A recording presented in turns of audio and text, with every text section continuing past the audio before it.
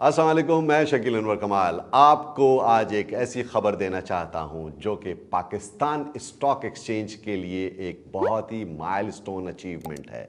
पाकिस्तान में पहली दफा property real estate stock exchange में एक्नॉलेज की गई है और एक नया sector the 36th sector of Pakistan stock exchange में इंक्लूड किया गया है प्रॉपर्टी को। Property, real estate, housing sector आज पाकिस्तान स्टॉक एक्सचेंज का भी हिस्सा बन चुका है। यस, अभी बहुत काम बाकी है। सिर्फ 3 कंपनीज अभी तक लिस्टेड हैं जिसे प्रॉपर्टी के सेक्टर में शामिल किया गया है। पहली कंपनी पेस पाकिस्तान है, एक बड़ी कंपनी है, लाहौर बेस्ड कंपनी है और ये ज्यादातर शॉपिंग मॉल्स और शॉपिंग सेंटर, सुपरमार्केट्स बनाते हैं और इनके पोर्टफोलियो के अंदर पाकिस्तान के बड़े शॉपिंग मॉल्स शामिल हैं।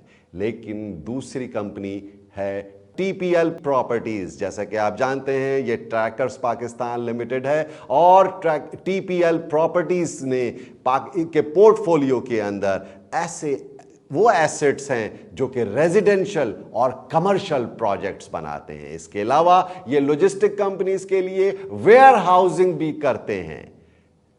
तीसरी कंपनी आई है जावेदा कॉरपोरेशन के, जो कि पहले सीमेंट सेक्टर के अंदर शामिल थी, लेकिन वो आप जानते हैं कि जावेदा सीमेंट खत्म हो चुकी है। अब वहां जावेदा कॉरपोरेशन के नाम से एक कंपनी लिस्ट हो गई है और इस कंपनी के पोर्टफोलियो के अंदर एक ग्रैंड सिटी, एक state of the art city के प्रोजेक्ट्स शामिल हैं। ये सोसाइटीज की डेवलप करते हैं और इसकी बड़ी मिसाल नया नाज़माबाद है। ये इसी कॉरपोरेशन, जावेदा कॉरपोरेशन के अंडर में काम कर रही है।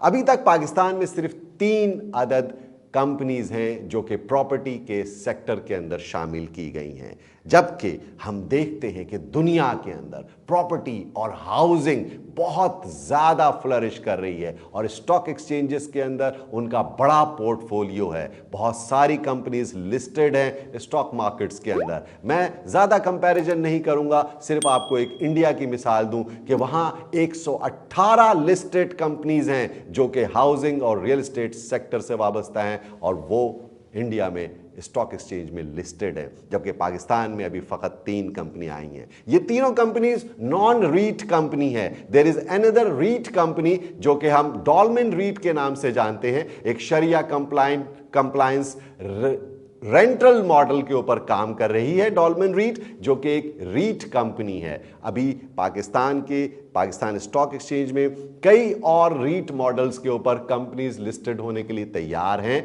और जल्द ही आपको मजीद कंपनियों के बारे में आगाही मिलती रहेगी। मैं आपको यह बताना चाहता हूं कि पाकिस्तान स्टॉक एक्सचेंज क्या है। Pakistan stock exchange is a place where you can generate money.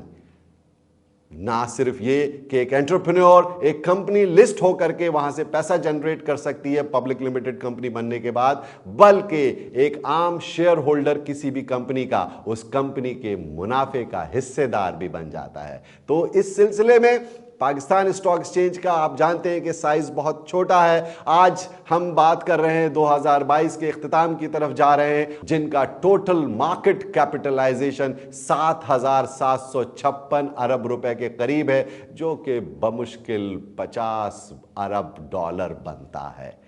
तो पाकिस्तान में अभी बहुत काम बाकी है। इन्वेस्टर बेस स्टॉक मार्केट में बहुत कम है। हालांकि पाकिस्तान के अंदर real estate sector, housing sector एक बहुत बड़ा सेक्टर है और गुज़िश्ता 4-5 सालों के अंदर इस सेक्टर के अंदर गवर्नमेंट ने काफ़ी इंसेंटिव्स भी दिए हैं और टैक्स एमनेस्टीज भी दी हैं ताकि ये इंडस्ट्री, ये सेक्टर ग्रो कर सके।